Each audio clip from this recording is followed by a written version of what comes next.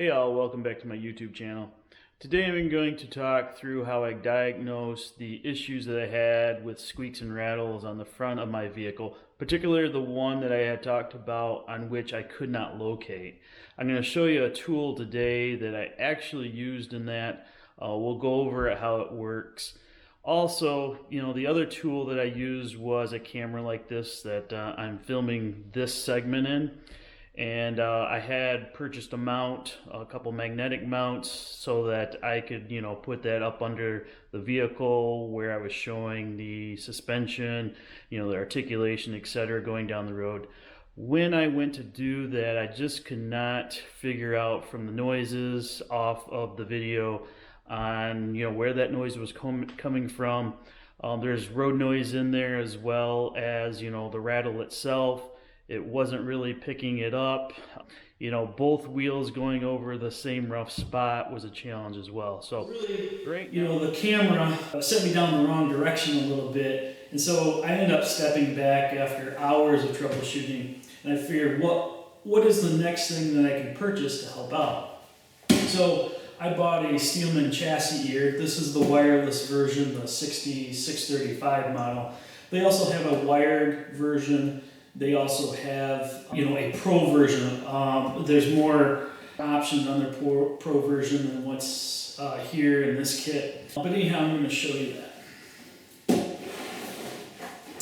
It's a very easy kit to use. You really don't have to have any experience at all to set this up. It does come in a nice plastic and padded case for the unit.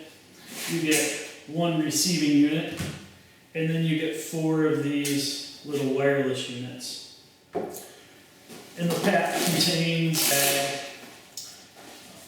zip ties, Velcro straps, headphones, and a pad of paper. And of course, with each wireless unit, you get an alligator clip. And again, like I said, it's really easy to set up.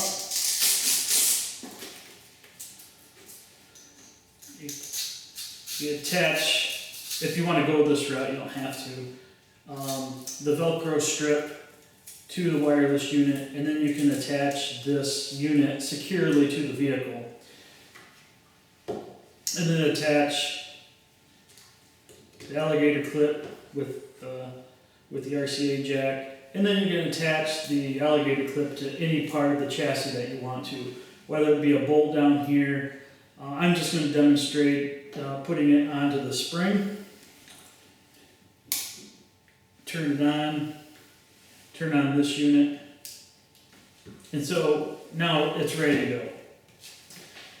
And then just to demonstrate that with any movement that you have in a chassis component or a motor component, if you want to listen to something on the motor, you can do that. But any place that you want to listen to and get feedback on. Now again, there are four wireless components in here.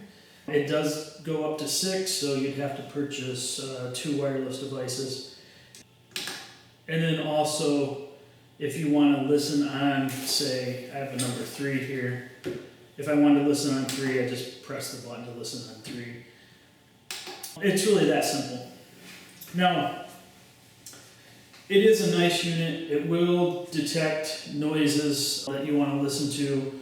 However, there are some cons to it. And some of the cons are, this is very plasticky. If it's in a shop environment, shop environments are, not great places to have, delicate items. If it falls off a workbench or something, it's going to break.